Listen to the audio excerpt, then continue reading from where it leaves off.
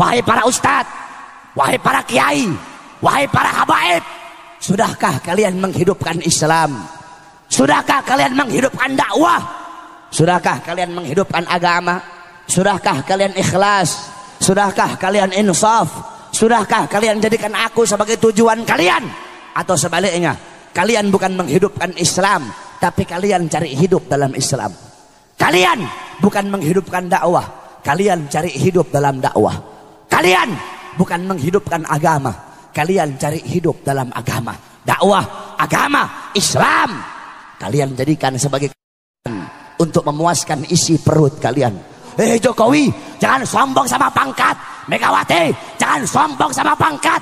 Tito, jangan sombong sama pangkat dan jabatan kamu. Di atas kalian ada Allah. Jokowi di akhirat dipites kayak kutu sama Allah Subhanahu wa taala.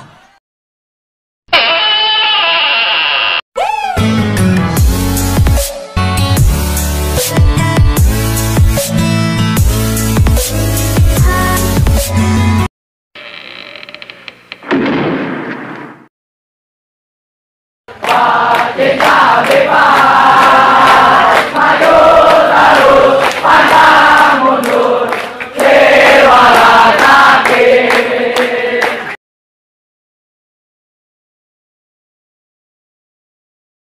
Satu persatu oleh Allah, ulama, pejabat, orang tua, semuanya dimintai pertanggungjawaban oleh Allah Subhanahu wa taala. Pertama, Allah bertanya kepada para ulama.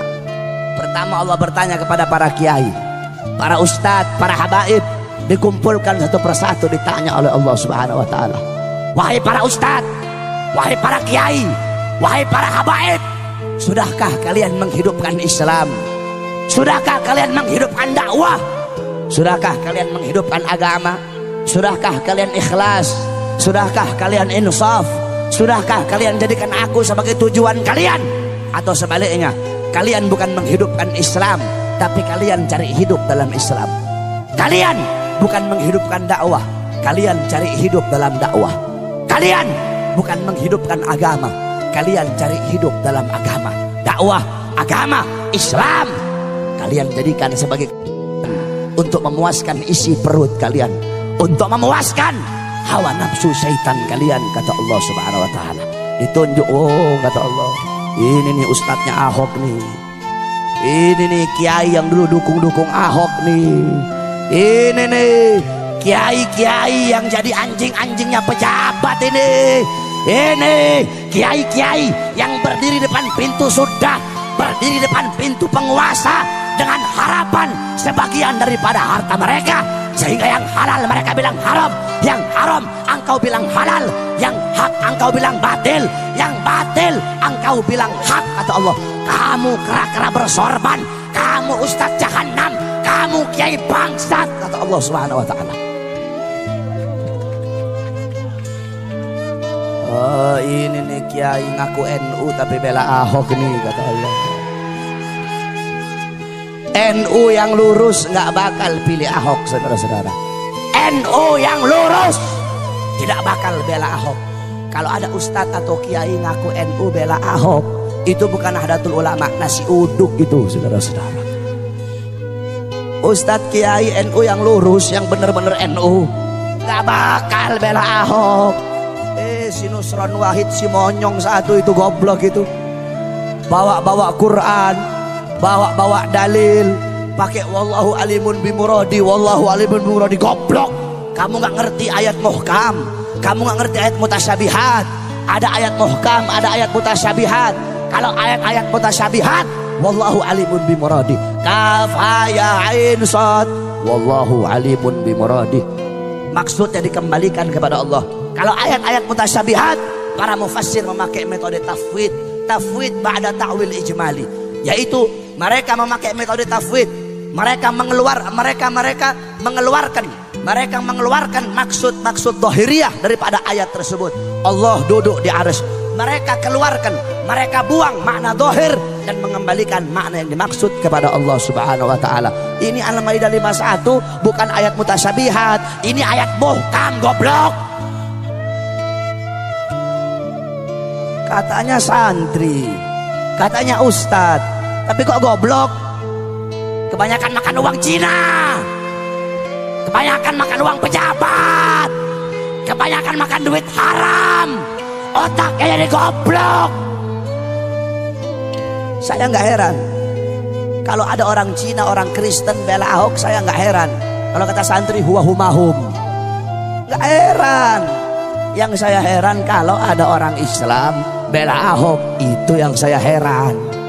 Kalau ada orang Islam mati-matian bela Ahok, berarti itu orang lebih bangsat dari Ahok, saudara-saudara. Apalagi ada ustadz, ada kiai pakai sorban bela Ahok, jual dalil. Kalau ada ustadz kiai bela Ahok, itu ustadz, itu kiai lebih bajingan dari Ahok, saudara-saudara. Kenapa? Ahok ini musuh nyata. Nah ini kera-kera bersorban ini yang ngebela Ahok, ini musuh-musuh dalam selimut ini, saudara-saudara. Kamu tahu, andaikan saudara-saudara, ini ustadz-ustadz yang bela Ahok nih, andaikan nih Ahok dan sekutunya menang nih, yang bakal diusir, yang bakal diusir, dibunuh duluan ini ustadz-ustadz yang didukung dia. Kenapa? Bangsa kamu sendiri aja kamu khianati, apalagi kita, kata Ahok. Rakyat kamu sendiri aja kamu khianati, apalagi kita, kata Ahok. Makanya tobat kalian, ustadz-ustadz gara-gara bersorban dukung Ahok, tobat kamu, tobat. Kenapa kamu takut gak makan? Kalau nggak dukung Ahok takut nggak dapat makan? Iya. Pakai cium tangan lagi sama pejabat itu ustadz. Cium tangan sama Mak Banteng. Tahu Mak Banteng? Tahu? Ibu tahu? Siapa? Gak usah takut, siapa? Megawati.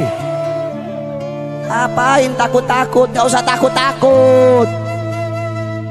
Pejabat-pejabat pusat sekarang itu kebanyakan saking bela mati-matian si Ahok, sampai para ustadz, para kiai, para habaib dikriminalisasi. Habib Rizik mau dimasukkan penjara. Para ustadz, para kiai, para habaib mau dibungkam mulutnya masing-masing, diancam, difitnah, dicaci maki. Disangkanya kami para habaib takut kali. Hei pejabat, hei aparat, kami para habaib, kami bukan pecundang, kami bukan penakut, kami tidak akan pernah mundur walaupun satu langkah. Di dalam tubuhnya kami mengalir darah keberanian, dalam tubuh kami mengalir darah-darah pejuang.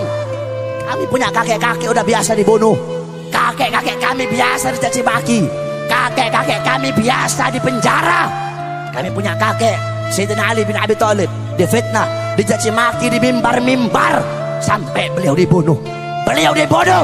Kenapa beliau dibunuh?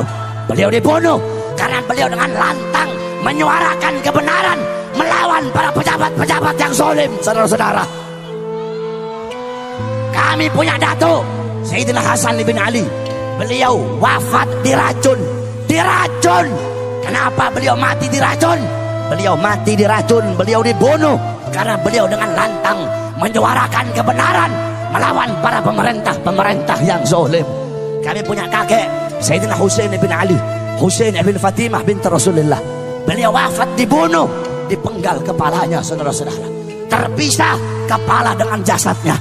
Kenapa beliau dibunuh? Beliau dibunuh karena beliau dengan lantang menyuarakan kebenaran melawan para pemerintah yang zalim. Darah-darah beliau mengalir di dalam tubuhnya kami para habaib. Maka kami akan tetap tegak berdiri menantang segala macam kezaliman. Kami tidak akan tunduk. Kami tidak akan tunduk kepada maksiat, tidak akan tunduk kepada mungkarat, tidak akan tunduk kepada dolalat, tidak akan tunduk kepada sayyiat, tidak akan tunduk kepada mukhalafat. Semakin kalian bungkam mulut kami, semakin kalian bungkam mulut kami akan semakin meneriakkan kebenaran, saudara-saudara. Jikalau kalian maju satu langkah untuk melawan para ulama kami, maju satu langkah untuk melawan para kiai kami, maju satu langkah untuk melawan para habaib kami, maka kami umat Islam, kami para santri maju 1000 langkah untuk melawan kalian. Allahu Akbar. Jangan macam-macam kamu sama santri sama ulama. Indonesia, tanah Indonesia telah dicuci dengan darah para ulama, dicuci dengan darah para santri. dicuci dengan darah para pahlawan. Kalian duduk petentang-petenteng, ngambil manisnya doang, pakai sok-sokan lagi memusuhin para ulama. Jangan sombong sama pangkat kamu. Jokowi, jangan sombong sama pangkat. Megawati, jangan sombong sama pangkat. Tito, jangan sombong sama pangkat dan jabatan kamu. Di atas kalian ada Allah. Jokowi di akhirat dipites kayak kutu sama Allah Subhanahu wa taala. Jangan pangkat sama jabatan, tahta dan kekuasaan. Jadilah kalian pejabat-pejabat yang baik. Tanah Indonesia telah dicuci dengan darah para ulama, darah para syuhada. Kalau bukan para ulama, kalau bukan para santri, kalau bukan karena para pahlawan, tidak akan terbuka gerbang kemerdekaan Indonesia, saudara-saudara.